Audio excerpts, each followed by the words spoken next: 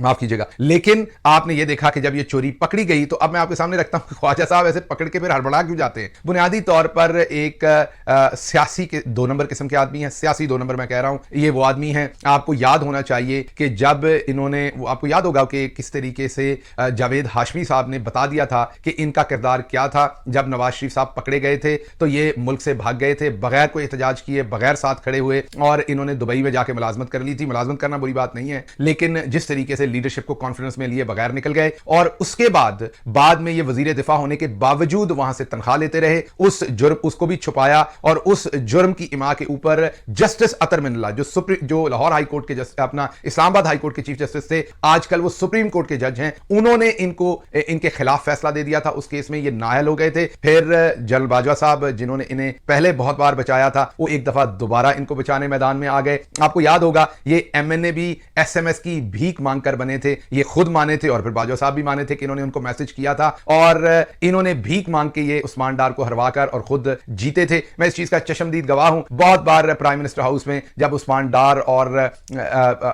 कमर बाजवा साहब की आपस में मुलाकात होती थी तो कमर बाजवा साहब अक्सर अपनी पोजीशन एक्सप्लेन करते थे कि वो डार साहब आप सोचिएगा नहीं कि मैंने ऐसा किया, मैंने कुछ नहीं किया। वो खुद तो वो उनके चेहरे के ऊपर एक जाहिर बात है वो चीज यहां होती थी, उन्हें लगता था कि डार साहब के साथ वो ज्यादती कर गए हैं, तो वो बार बार डार साहब का दिल रखने के लिए उनको ये बात बावर करवाते थे प्राइम मिनिस्टर हाउस में जब भी उनका आमना सामना होता था। बहरहाल वापस आते हैं, ख्वाजा आसिफ वही शख्स हैं जिनको सजा हो गई थी या जिनके खिलाफ फैसला हो गया था इस्लामाबाद हाई कोर्ट से, और फिर इनको बचाने के लिए इनके वही दोस्त जनरल बाजवा साहब ने इनको एक और केस के अंदर फरमाइशी तौर पर जेल भेजा, और ये जेल में नहीं रहे बल्कि जो अयाज सादिक साहब के बेटे हैं वो डॉक्टर हैं, और उनकी फिर रिकमेंडेशन पर इनकी आंखें खराब हो गई और उन आंखों के इलाज के लिए ये अस्पताल दाखिल हो गए, और फिर ये अस्पताल में ही मौजा करते रहे। लगियां ने मौजा हुन लाई रखी सोनिया, उसी के ऊपर ये अमल करते रहे, और ये जेल में नहीं रहे। ये बड़ा सीना तान के कहते हैं हमने जेलें काटी हैं, आपने कोई जेलें नहीं काटी, आप अस्पताल में मौजें करते रहे। हाँ, आपकी पार्टी के अंदर और कुछ लोगों ने जेल जरूर काटी है, लेकिन आपने नहीं काटी, आपने तब भी फ्रॉड ही लगाया। बाजवा साहब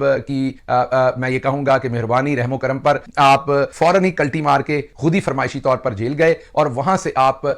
मैंने जैसे आपको कहा कि आपके दोस्त अयाज सादिक साहब का बेटा डॉक्टर था जिसने आपको अस्पताल के अंदर रखा, उस टाइम के बाद से आपकी आंखें दोबारा से बिल्कुल जबरदस्त हैं, फुल काम कर रही हैं। पाकिस्तान के अंदर मौजूद हर औरत पर आप जुमलेबाजी करते हैं। उन्हीं आंखों से देख के शीरी मजारी को आपने ट्रैक्टर ट्रॉली उन्हीं आंखों को देख के कहा था, तो आप आजकल भी ऐसी जुमलेबाजी करते हैं। तो ख्वाजा आसिफ साहब जो है ये इनका पुराना वतीरा है, कार्रवाई खुद डाल के किसी और के ऊपर डाल देना। अब ये इदारों के ऊपर कार्रवाई डालते हुए पकड़े गए हैं, और इससे पहले ये मैंने आपको बताया कि पहले भी फायदे उठा के एसएमएस के ऊपर भीख से एमएनए बन के ये काम दिखाने की कोशिश कर चुके हैं। तो बहरहाल इस चीज को मैं यहीं कंक्लूड करूंगा कि ये खत